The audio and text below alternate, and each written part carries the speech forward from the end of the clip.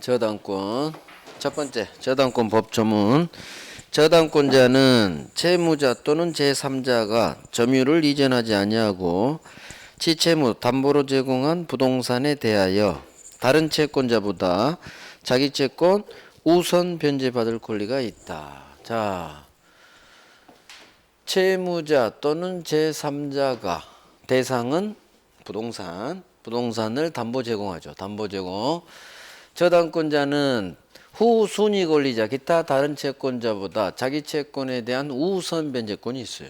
전세권하고 똑같죠. 우선 변제권. 저당권. 자, 그림은 이렇게 돼요. 을이 가반대 은행이죠. 담보대출 1억 일으킵니다. 금전소비대차계약 아까 했죠. 대상은 저당권이 들어줄 수 있는 것은 부동산. 동산은 안 돼요. 등기가 안 되기 때문에. 등기되는 토지 건물, 부동산의 저당권은 들어서고요. 저당권의 객체. 자, 설정 계약 플러스 은행 앞으로 설정 등기를 박은 순간 채권자인 은행은 저당권이라는 이 채권 담보 목적, 담보 물권 취득. 항상 왼쪽 놈은 설정자, 저당권 설정자, 권자, 저당권자. 저당권자는 담보가 붙어 있는 채권, 피담보 채권. 채권이 주, 저당권은 종, 주종의 관계. 그래서 부종성, 수반성이 나오죠. 자, 저당권자 은행은 갑이 담보 제공한 저 아파트를 점유하지 않아요. 법조문. 채무자가 점유를 이전하지 않는데요. 즉 여전히 갑이 삽니다. 그냥 등기만 은행 앞으로 박아두는 거예요. 등기만 박지 점유하지 않아요. 자기 채권에 대한 우선 변제권이 있죠. 우선 변제권. 그래서 경매권 줍니다. 그래서 우선 변제를 위한 수단이 경매권이에요. 경매 날려서 이 매각대금에서 가장 먼저 채란 얘기예요. 후순위 권리자 기타 다른 채권자보다. 자, 그다음 또 어디 나오느냐? 설정자는 채무자가 될 수도 있고, 즉 돈 빌려간 갑일 수도 있고, 갑한테 아파트가 없어. 담보 요구하는데 갑 명의 부동산이 없어요. 그러면 부탁해야지. 식구한테. 아버지, 엄마, 형제, 자매한테. 그래서 아버지, 제가 1억이 필요한데 담보가 없어요. 아버지 아파트 많으니까 그중 한 채 은행한테 담보 좀 제공했어요. 그러면 아버지가 그렇게 하면 채무자 아닌 제3자가 은행하고 저당권 설정 계약의 당사자가 되는 거예요. 그래서 이 채무자 대신 담보 제공한 이 아버지를 물건으로 보증선 사람, 물상 보증인 그래요. 자, 물상 보증인 한자로 이해해요. 물건, 지 아파트로 남의 채무를 대신 보증해 준 사람, 물상 보증인 그래요. 물상 대위하고 달라요. 전혀. 보증하고 대위. 물건으로 보증선 사람, 물상 보증인 그래요. 따라서 좀 이따 나와요. 설정자는 채무자, 돈 빌린 채무자일 수도 있고 채무자 아닌 제3자가 될 수도 있어. 하지만 저당권자는 부종성에 따라 반드시 채권자만 저당권자가 돼요. 원칙. 좀 이따 해요. 이게 저당권의 기초 개념. 그 다음 뭐가 튀어나와야지? 여기 있네. 저당권의 객체는 일단 부동산이 대상이지만 부동산은 물건이죠. 물건이 아닌 지상 전세권 담보로도 저당권 가능해요. 그래서 은행은 지상권 전세권도 담보 잡아줘요. 그래서 만약에 지상권자 전세권자가 지상 전세권을 담보 잡고 은행한테 저당권 설정했는데 돈을 안 갚으면 이 지상권 전세권을 경매로 날려버려요. 그래서 아파트를 경매로 날릴 수도 있고 지상 전세권도 경매 대상이 돼요. 그래서 항상 채무자가 돈을 갚지 않으면 저당권자, 을은 경매로 날려버려요. 저당 목적물 다 경매 대상 돼요. 토지 건물, 부동산 경매로 당연히 날리고요. 지상 전세권도 경매로 날려요. 그러면 낙찰받은 사람은 지상 전세권을 낙찰받는 거예요. 꼭 부동산 소유권만 낙찰되는 거 아니에요. 드물지만 지상 전세권도 경매 대상이 됩니다. 자, 이 채권은 대부분은 돈 빌려줄 때 저당권 설정해줘. 꼭 금전 채권에 하나진 않아요. 따라서 모든 채권에 다 저당권은 들었어요. 자, 이후 금전 채권이 아닌 비금전 채권, 물건 인도 채권인데 그것도 저당권 박아버릴 수 있어요. 돈 안 빌려준 사람도 뭔가 주세요 채권이 있으면 무조건 지채권을 위해 저당권 박을 수 있어요. 이후 모든 채권은 결국 나중에 손해배상으로 바뀌어요. 채무 불이행하면. 모든 채권은 나중에 다 돈으로 바뀌게 돼 있어. 금전 채권으로. 그래서 저당권자가 가지는 이 채권은 아무런 제한이 없어요. 돈 빌려준 채권일 수도 있고 비금전 채권일 수도 있고. 이 말을 저당권의 피담보 채권은 금전 채권에 한하지 않는다. 저당권의 피담보 채권에는 아무런 제한이 없다. 다 된다. 그렇게 생각하면 돼요. 모든 채권에는 다 저당권 박을 수 있어. 모든 채권은 다 돈으로 바뀌기 때문에 손해배상으로. 자, 됐어요. 내용 봐요. 채권이 주, 저당권은 종. 저당권은 점유하지 않아요. 어마어마하게 중요해요. 이에 관련해서 이제 나중에 할 거예요. 지역권, 저당권은 점유하지 않아. 결국 지상권 점유하죠. 토지 사용해야 되니까. 전세권 점유하죠. 유치권 점유하죠. 세 개는 점유해. 하지만 지역권, 저당권 두 개는 점유하지 않아요. 이런 식으로 정리되면 돼요. 자, 저당권자는 지채권에 대한 우선 변제권이 있죠. 이 우선 변제권을 위해 경매권을 줍니다. 저당권의 객체. 저당권이 들어설 수 있는 객체에는 반드시 등기 등록이 돼야 돼요. 왜? 저당권자는 점유를 하지 않죠.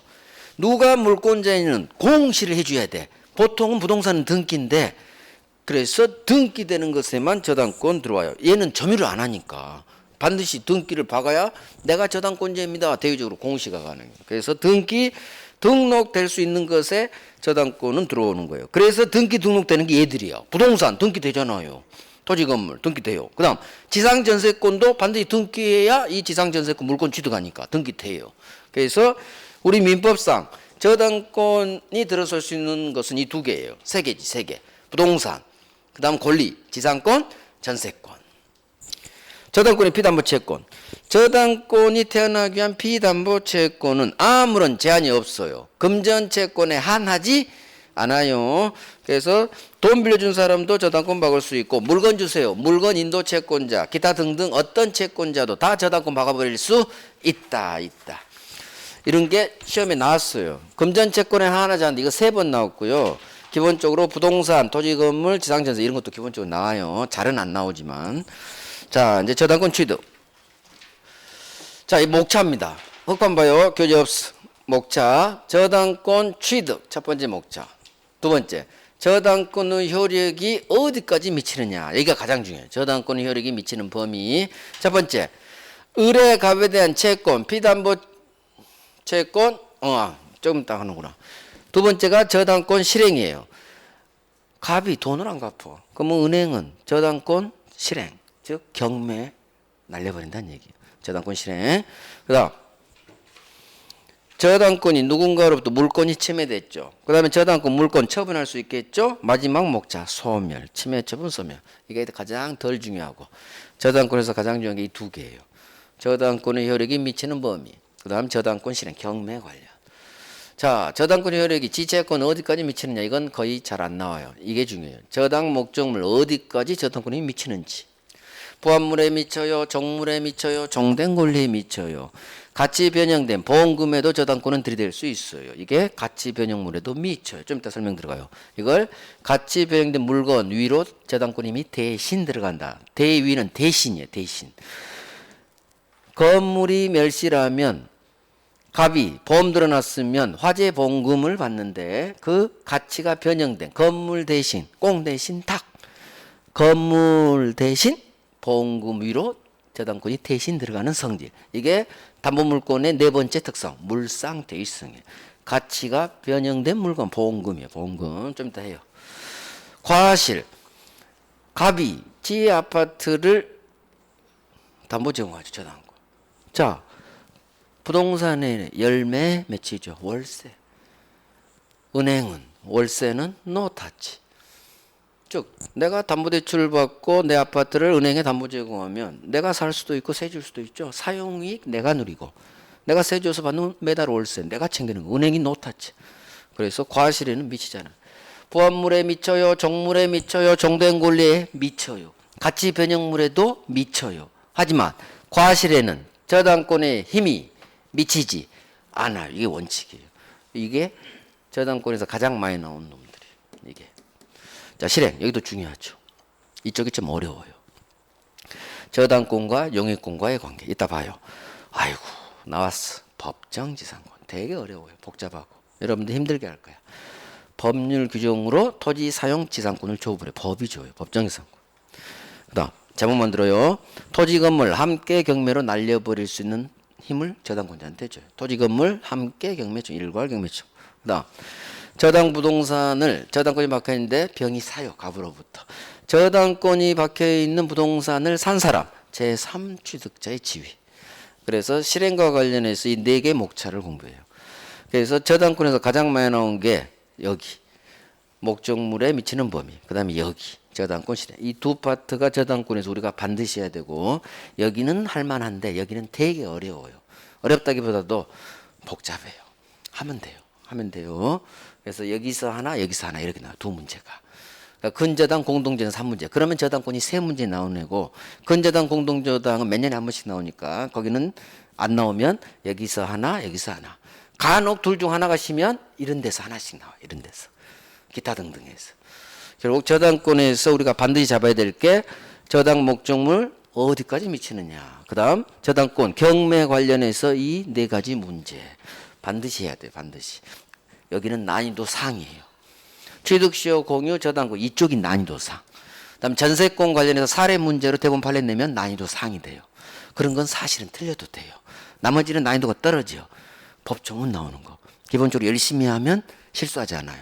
그런 데서만 실수하지 않으면 우리는 이런 어려운 파트 솔직히 틀려줘도 60점 넘는 이상 없어. 하지만 이런 것까지 좀 열심히 해서 맞춰버리면 점수가 안정권으로 70점대가 나와요.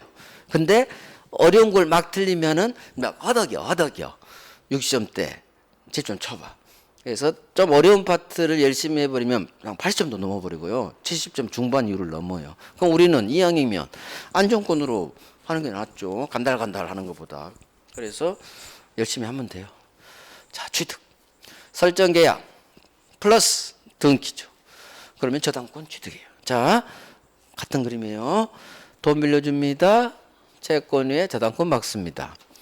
자, 여기서 설정자는 채무자가 될 수도 있고 아버지, 제3자, 물건으로 부정상 될 수도 있어요. 자, 이거 합니다. 저당권자는 부정성에 따라 반드시 채권자가 저당권자가 돼야 돼요. 저당권자는 부정성에 따라 채권자가 저당권 취득하는 게 원칙이에요. 따라서 채권도 없는 놈이 채권자 아닌 제3자, 채권 없는 놈이죠. 채권도 없는 놈이 지 앞으로 저당권 등기 박았다? 무효예요. 부정성에 따라. 저당권자는 부정성에 따라 반드시 채권자가 저당권 취득해야 돼요. 근데 채권도 없는 놈이 저당권 등기 박으면 무효. 이거 2번 나왔어요. 그래서 부정성에 따라 여기 채권자가 저당권자가 돼야 돼. 하지만 설정자는 채무자의 하나잖아. 이게 비교되는 거예요.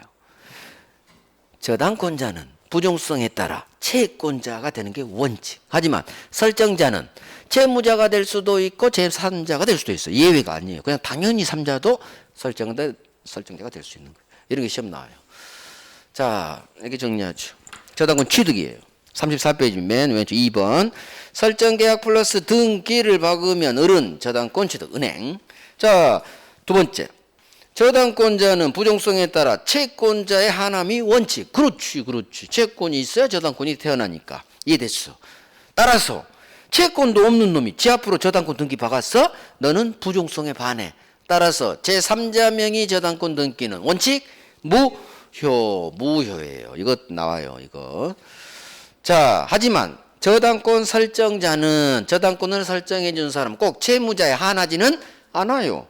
채무자 갑이 될 수도 있고 아버지한테 부탁해서 3자도 설정자가 될 수 있다. 채무도 없는 놈이 저당권 설정자가 됐다. 이 3자를 물건으로 보증서 준 사람 물상보증인이라고 해요. 처음에는 물상보증인하고 물상대위라는 말이 되게 헷갈려요. 처음에는 하나씩 뜯어봐야 돼. 단어로. 아하, 물건으로 보증을 서줬구나. 아버지네, 아버지. 물상대위는 물건 위에 대신 들어가는구나. 보험금에. 그런 식으로 단어를 차분히 해요. 차분히. 자, 처음엔 헷갈리지만 시간 지나면 안 헷갈립니다. 자, 이제 봐요. 가장 중요한 저당권의 을에 가비된 저당권의 힘이 어디까지 미치느냐. 지채권 어디까지 경매 대가에서 땡길 수 있느냐. 이게 피담보채권에 미치는 범위. 이건 시험에 잘 안 나오고 두 번째가 엄청나게 저당 부동산, 저당 목적물 어디까지 저당권이 미치느냐. 저당 목적물에 미치는 범위. 시험은 2년에 한 번씩 얘가 나와요. 2년에 한 번씩 잘 나온다는 얘기요. 저당권이 양이 굉장히 많은데 2년에 한 번씩 나온다는 얘기는 거의 매일 나온다는 얘기예요. 자, 부합물에 미쳐요. 일단 제목 공부합니다.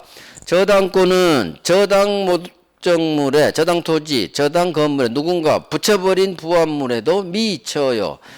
저당 부동산에 종속된 종놈, 종속된 물건, 종물, 종속된 권리, 종된 권리에도 미쳐요.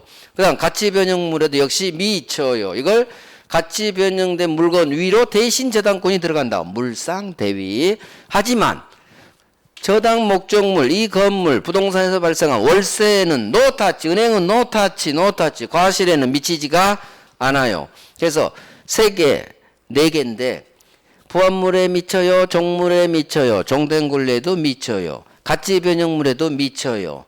세부적으로는 부합물, 종물, 종된 권리, 가치 하나, 둘, 셋, 4개, 4개는 미쳐요. 하지만 과실에는 저당권의 힘이 미치지 않아요. 이렇게 외우는 거예요. 이렇게 구체적으로는 좀 이따 할게요. 자, 이제 저당 목적물에 미치는 범위 얘기를 이제 할 거예요. 3번이에요. 자, 첫 번째 법점. 부합물에 미쳐요, 종물에 미쳐요. 법조문 나옵니다. 저당권의 힘은, 효력은 저당 부동산에 부합된 물건, 이 저당 부동산에 종속된 물건, 종물이라고 해요. 종물의 저당권의 효력은 소수로 미친다. 저당권의 효력은 부합물, 종물에 미친다. 이게 어마어마하게 나와요. 자, 구체적으로 이제 공부해야겠죠. 자, 봐요. 저당권의 힘이 이 저당 은행이 저당 잡아놓은 저당 부동산에 부합된 물건, 종물에 미친다. 이게 무슨 말이냐? 이 법조문 그대로 나요. 부합물에 미쳐요, 종물에 미쳐요. 자, 을이 갑 소유 토지에 저당권을 박았어요. 그럼 저당 목적물은 저당 부동산은 토지겠죠. 그러면 저당권자는 채무자인 갑이 1억을 갚지 않으면 저당 잡은 이 토지를 경매로 날리는 거예요. 그럼 토지가 경매로 날아가고 나온 매각대금에서 후순위 권리자 기타 다른 담보 없는 일반 채권자를 제끼고 저당권자는 지 1억 채권을 배당받아 가는 우선 배당. 자, 문제는 토지의 저당권을 우리 딱 박아놨는데 그 후 또는 그 전에 누군가가 A란 놈이 갑 땅에 허락 없이 무단으로 나무를 식재했대요. 그러면 누군가 나무를 무단으로 식재하면 이거 부동산에 붙어버려요. 부합돼 버리죠. 자, 그러면 저당권의 효력은 원래는 이 토지만 돈 안 갚으면 경매로 칠 수 있죠. 즉 저당권 효력은 1차적으로 토지에 미치겠죠. 효력이 미친다는 얘기는 경매로 날려버릴 수 있는 대상이 된다는 얘기예요. 근데 누군가 나무를 무단으로 식재하면 이 나무는 누구 거가 됐어요. 갚게 됐지. 따라서 은행은 저당권 효력이 이 부합물에 미친다는 얘기는 은행은 이 나무도 갑소유가 됐기 때문에 토지뿐만 아니라 나무까지 경매로 날려버릴 수 있다는 얘기예요. 그래서 이 부합물에 저당권이 미친다. 두 번째, 종물에도 미쳐요. 자, 종물이 뭐냐? 시험에 30년 동안 나온 적이 한 번도 없어요. 우리 시험 범위가 아니기 때문에. 예를 하나만 들게요. 주물이 있고 종물이 있어요. 주인하고 종속된 종놈이에요. 권리가 주인, 주된 권리, 종된 권리. 물건, 주물, 종물이에요. 주종 같은 말이에요. 대상이 물건이냐 권리냐 차이뿐이에요. 그러면 주유소 건물이 있죠. 기름 넣는 주유소. 이 주유소 건물에는 반드시 뭐가 있느냐? 주유기가 있어요. 기름 넣는. 그러면 종물은 뭐냐면은 주인된 물건에 도움을 주는 물건을 말해요. 주유소 건물에 주유기 없으면 주유소가 아니지. 따라서 주유소 건물이 주인이고 주유기는 종물이에요. 따라서 저당권 효력이 주유소 건물을 잡아놨으면 저당권이면 이 주유기에도 미친다는 얘기예요. 따라서 주유소 사장님께서 돈을 갚지 않으면 은행은 주유소 건물하고 주유기까지 함께 다 경매로 넘어간다는 얘기예요. 이게 부합물에 미쳐요, 종물에 미쳐요 의미예요. 그래서 부합된 수목하고 부합된 주유기까지 다 저당권에 미친다는 얘기예요. 그러면 은행은 부합물, 종물이 많을수록 좋은 거예요. 왜? 1호는 할 거 아니야. 나무가. 100원은 할 거 아니야. 그러면 저당 목적물 가치가 플러스면 됐지 마이너스는 안 돼요. 절대. 왜? 가치가 있을 거니까. 그래서 은행 입장에서 좋은 거예요. 자, 경매로 토지를 날리면 이 토지를 경락받은 A는 부합된 물건도 갑소유죠. 따라서 저당권의 효력이 부합물 종물에 미친다는 얘기는 시험 여기까지 나와요. 경락인이 이 부합된 나무, 종물, 주유기까지 소유권 다 취득한다는 얘기예요.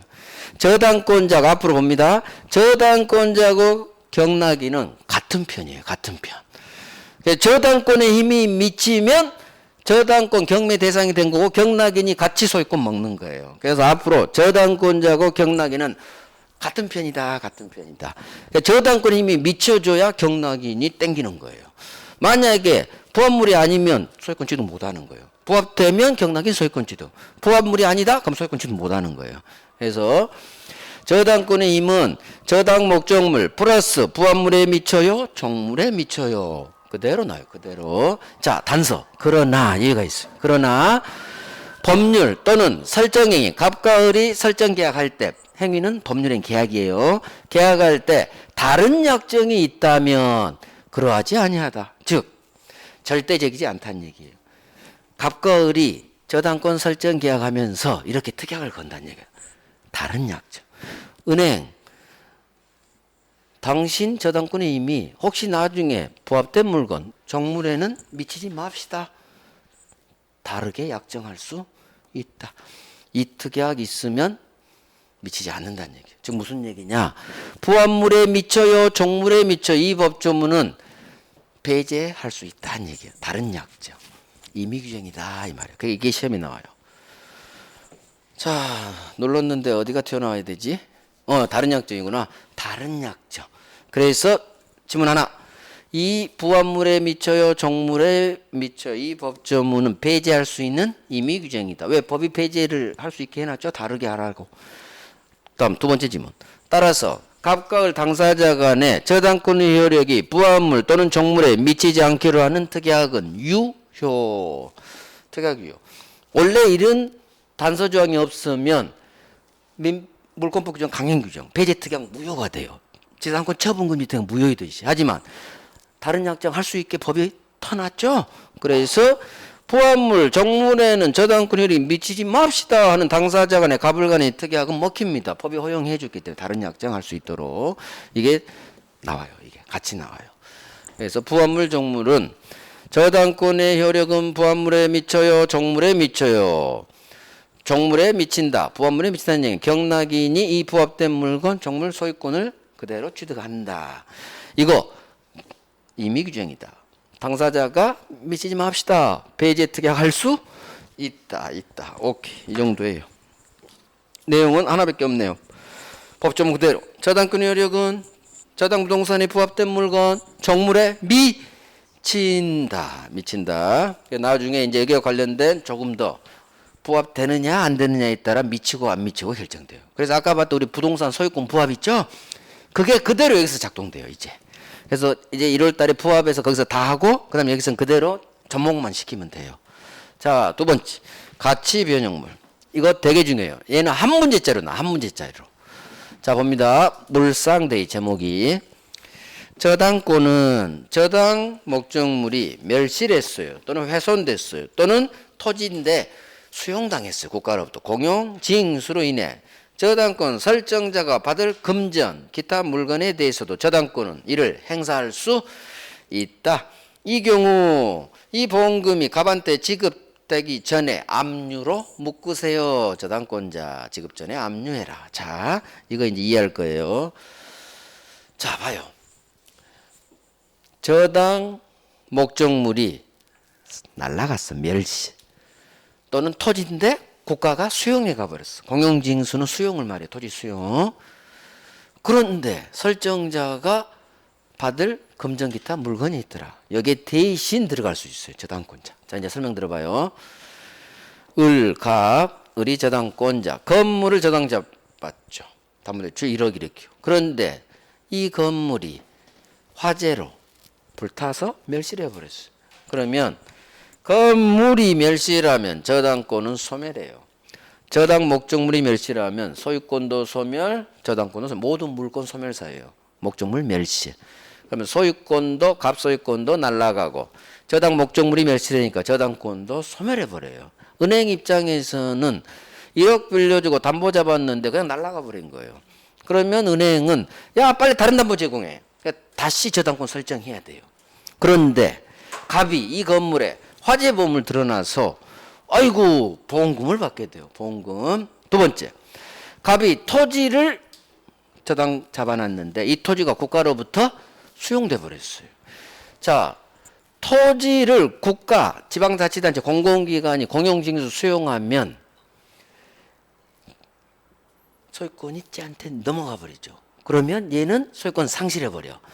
이거 원시취득이라 이 저당권이 아까 취득시효 전에 을구에 박힌 저당 똑같아요. 말소돼 버려요. 이거 원시취득이에요. 공용징수는. 그래서 토지 국가가 수용하는 순간 여기에 박혀있던 저당권은 말소돼 버려요. 깡패야 깡패. 공용징수도 원시취득. 아까 취득시효도 등기 박은 순간 전에 있던 저당권 다 말소된다 했죠. 원시취득 깨끗한 소유권. 취득시효 완성자 을한테도 깨끗한 저당권 없는 깨끗한 소유권 주듯이 국가한테도 수용한 국가한테도 저당권 없는 깨끗한 소유권 줘요. 따라서 토지가 수용되면 저당권이 소멸해버려. 말소돼버려. 자, 그런데 건물 멸실 토지가 수용되면 갑이 보험 들어놨더라. 건물에. 수용하면 국가가 공짜로 가져가요? 수용 보상금 줘요. 보상금 줘야지. 따라서 갑은 보험을 들어놓은 경우를 전제로 보험회사로부터 보험금을 받아요. 토지는 당연히 보상금 받아야지. 수용 보상금을 국가로부터 받아요. 그러면 비록 저당권은 소멸했지만 저당 목적물이 멸실 또는 공용징수로 인해 설정자가 받을 보험금 보상금이 있다면 저당권은 비록 사라졌지만 여기에 대해서도 저당권은 행사할 수 있다. 특별 규정을 둬요. 비록 저당권은 소멸했지만 할 수 있다고 해요. 죽었는데도 권리 행사할 수 있다고요. 이게 바로 물상대예요. 그래서 저당 목적물 멸실 또는 공용징수 이걸 외워야 돼요. 멸실 공용징수 이 두 개 외워요. 회소는 필요 없어요. 멸실 공용징수 수용으로 인해 받게 되는 보험금 보상금 이렇게 외워요. 여기에 저당권이 대신 들어가 버릴 수가 있다. 이게 물상대 가치가 변형된 물건이죠. 건물 토지 대신 받는 보험금 수용 보상금은 애초에 저당 목적물의 가치가 변형된 물건이죠. 그래서 이 가치가 변형된 물건으로 저당권은 대신 들어갈 수 있다. 그래서 가치 변형된 자, 제 손가락 봐요. 가치가 변형된 물건. 이 물은 가치 변형물의 물자예요. 가치가 변형된 물건. 보험금, 보상금 위로 저당권이 대신 들어가는 성질. 이게 물건 위로 대신 들어간다. 가치가 변형된 물건 위로 대신 들어간다. 물상대의. 자, 그러면 이 물상대의는 오로지 담보물권, 유치권, 저당권 두 개 중에요. 저당권에만 인정돼요. 저당권에만. 유치권에는 물상대의성을 인정해 주지 않아요. 자, 이유. 저당권은 우선 변제권이 있죠.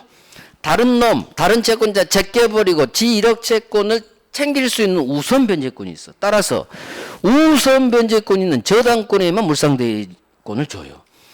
우선 변제권이 있으니까 다른 채권자보다 먼저 보험금 챙기란 얘기예요.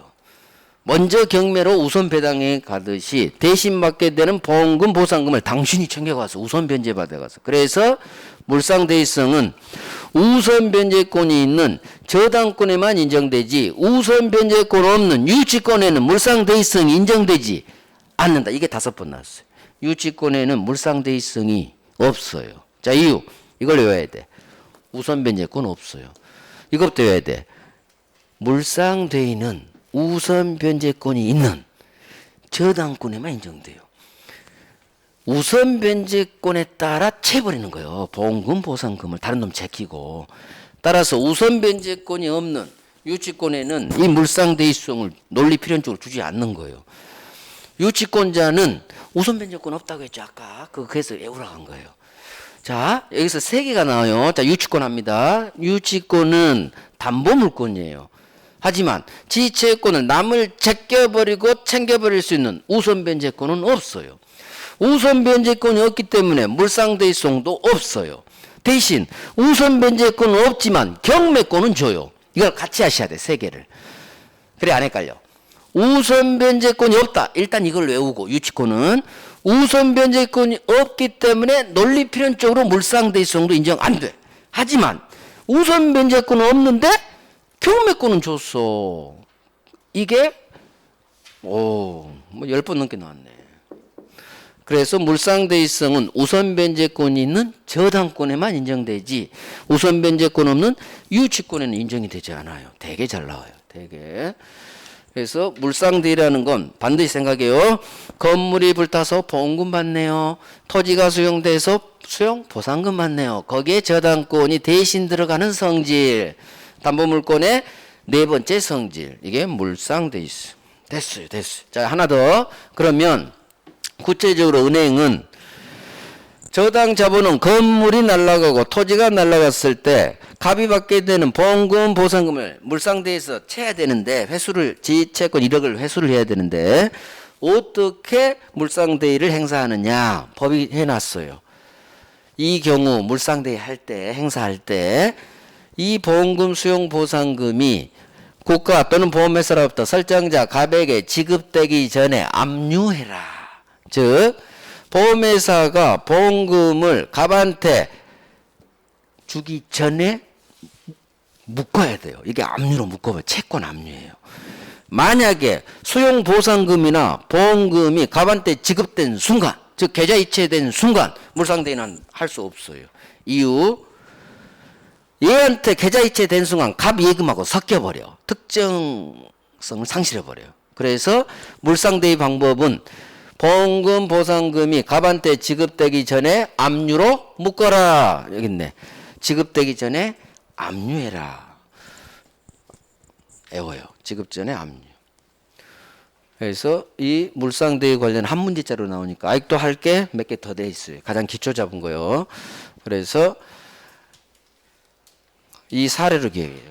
건물이 멸실, 보험금 받는구나. 토지가 수용 보상금 받는구나.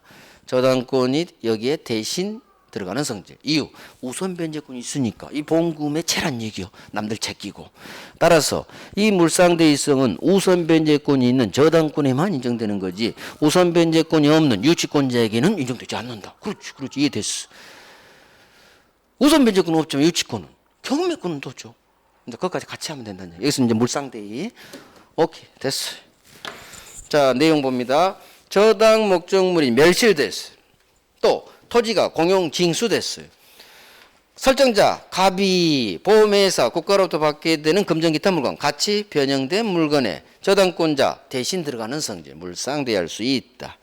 그래서 두 번째 설정자가 받는 보험금 채권 국가로부터 받는 수용으로 인한 수용 보상금 채권이에요. 청구권을 채권을 읽어요. 이 채권에 압류 들어가는 거예요.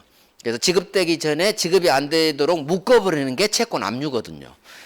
그래서 지급 전에 압류해라. 그래서 물상대의는 여기 전체가 별 3개예요. 전체가 반드시 하셔야 돼요. 자, 과실은 법 조문을 보기 전에 원칙부터 봐야 돼요. 원칙. 자, 봐요.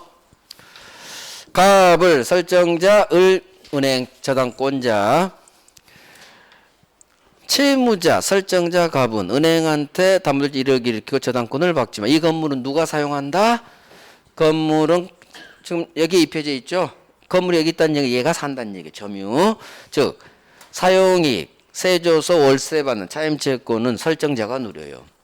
등기만 은행한테 박아주는 거지 여전히 갑이 삽니다. 이게 됐어. 점유를 이전하지 않으니까. 즉 저당 부동산에서 발생한 과실은 설정자가 누리는 거지 저당권 은행이 노타치한다는 얘기예요. 그래서 저당권의 효력은 이 저당 목적물로부터 발생하는 월세에는 미치지 않는다. 이게 원칙이에요. 노타치. 월세는 노타치. 내가 살고 내가 세줘서 갑이 월세 받는 거예요. 자, 그런데 이제 문제가 발생해요. 갑이 돈을 갚아야 되는데 이제 변제기가 됐어요. 1억을 갚아야 되는데 돈을 안 갚아. 그러면 을은 저당권자는 이 저당 목적물을 경매로 날립니다. 자, 경매하려면 부동산은 압류부터 들어가요. 경매 시작 시점이 이 건물, 부동산을 압류하는 거예요. 그래서 압류 신청을 하고 경매 개시 결정이 되는 거예요. 따라서 채무자, 갑이 돈을 갚지 못해서 은행이 이 부동산 경매를 압류했다면 이제는 압류 후 받게 되는 월세는 이제는 은행이 챙깁니다. 결국 과실은 원칙이 있고 예외가 있어요.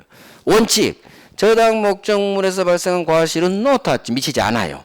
하지만 예외, 저당 부동산을 압류한 후 갑이 받는 차임채권 과실에는 이제는 저당권 효력이 미친다. 예외예요. 둘 다 같이 나와요. 같이. 이게 법조문. 우리 법조문은 예외만 있어요. 예외. 그래서 원칙은 미치지 않지만 자, 내용부터 봐요. 내용 첫 번째 줄. 이게 원칙이에요. 저당권의 효력은 이 저당 부동산에서 발생한 과실. 과실하면 차임채권 생각해서 우리 시험은 차임채권으로도 나오고 과실로도 나와요. 그래서 과실하면 제가 항상 열매과 건물에서 발생하는 열매가 뭐다? 월세. 월세는 제 강의상 용어고 시험 지문은 차임채권. 자, 저당권의 힘은 노타치, 과실, 차임채권, 월세는 노타치 미치지 않아. 이게 원칙. 하지만 법조문 봐요. 법조문. 저당권의 효력은 저당 부동산에 대한 압류가 있은 후 동그라미. 압류 후 설정자가 이 부동산으로부터 수취한 과실 또는 앞으로 수취할 수 있는 과실은 이제는 미친다. 압류 후. 그래 내용가요? 저당권의 원래는 못 미쳐. 월세에는. 하지만 얘가 돈을 갚지 않아서 은행이 경매로 날리고 해서 이제 압류를 한 후 받게 되는 과실에는 이제는 미친다. 그대로 외워요. 그래서 법조문 예외만 나와 있죠. 예외. 압류 후 수취하는 과실에는 이제는 미친다. 미친다. 그래서 과실은 그대로 이거밖에 안 나와. 더 이상 할 게 없어. 과실은.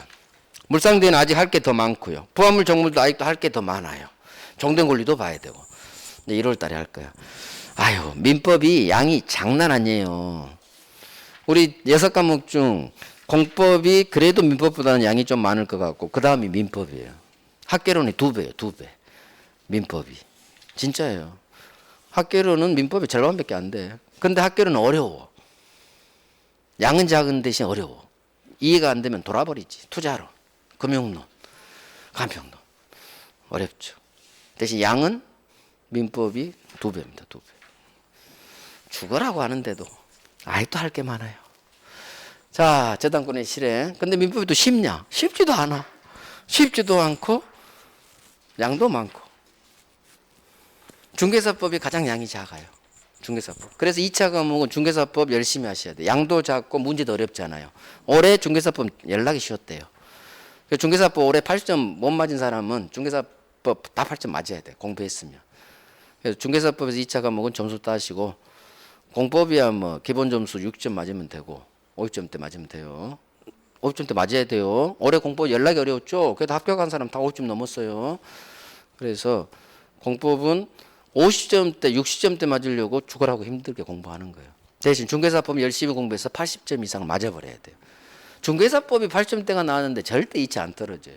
근데 민법이 7점대가 나왔는데 1차 절대 안 떨어져요. 진짜예요. 학개론 기본만 하시고 민법 7점, 물론 학교는 열심히 하셔야지. 민법 7점 맞는 게 또 쉽지가 않거든요. 열심히 하면 7점 때 제가 마치게 할 거니까 여러분들 저만 따라오면 되고 2차 공부는 중개사법 열심히 하세요. 공시법 어렵습니다. 등기법 어려워요. 지적법은 쉬워요. 그러니까 지적법에서 점수 따고 세법 어려워요. 하지만 세법은 또 열심히 하면 또 할만해요. 공시세법은 지적법하고 세법에서 절반 살짝 더 맞고 등기법은 보통 점수가 대부분 안 나와요. 이유 어려워서. 등기법 어려워요. 민법보다 더 어려워요. 등기법이. 등기법은 민법 공부 방식으로 해야 돼요. 근데 모든 교수님들이 등기법을 민법같이 안 가르쳐. 그러니까 학생들이 등기법을 어려워해요. 제가 등기법 가르치면 엄청 잘 가르칠 텐데. 죄송해요. 그래서 등기법은 민법같이 공부해야 되는데 교수님들이 등기법 강의 들어보면 그렇게까지 잘 못 가르치더라고. 가만 보니까. 우리 교수님 말한 게 아니에요. 제가 27회 때 공부했거든요. 제가 27회 때 공인중개사 땄어요. 27회, 16년도. 벌써 시간 6년 지났네. 그때 전에 이제 다른 교수님들 강의 한번 다 들어봤죠. 아무튼 열심히 해요. 지적법에서 점수 따요. 지적법, 세법, 등기법은 어려워요. 중개사법 열심히 해요. 한 만큼 점수 나온 게 중개사법. 공법은 50점대 맞추려고 열심히 해야 되고, 학개론 열심히 해야죠. 다 열심히 해야 돼요. 특히 민법 열심히 하세요. 민법은 열심히 한 만큼 보답해줘요. 학개론은 열심히 해도 점수가 연결이 안 돼. 운에 살짝 맡기도 돼. 그런 과목. 아니 민법은 열심히 투자한 시간만큼 점수 나옵니다. 자, 자산권 실행. 공부하는 게 힘들어요. 공부하는 거. 대신 1년 내년 10월에 동차로 나가려면 열심히 하셔야 돼요. 열심히. 열심히 한다는 게 강의를 계속 들으세요. 그거 같이 좋은 공부 방법 없어요. 제 과목뿐만 아니라 모든 과목. 혼자 책 읽는 건 너무 어려워요. 학개론은 특별히 기본서가 필요 없어요. 학개론은 요약지로도 가능해요. 아니면 법과목은 전혀 틀려요. 법과목은 반드시 기본서 봐야 돼요. 요즘 기본서를 등한시해요. 모든 학원 시스템들이. 큰 회사들 있잖아. 에듀윌, 메가랜드, 박문가. 기본서를 등한시해요. 저는 반대예요. 법은 그렇게 공부하는 거 아니에요. 기본서를 읽어야 돼요. 처음에. 나중에 요약집으로 가더라도 처음에는 반드시 기본서를 여러분들 읽어봐야 돼요. 고생해야 돼요. 왜? 기본서를 읽어야 문장 해석 능력이 높아요. 왜 제가 자꾸 법조문을 읽게 만드느냐? 법조문이 기본서를 읽게 하는 기초예요.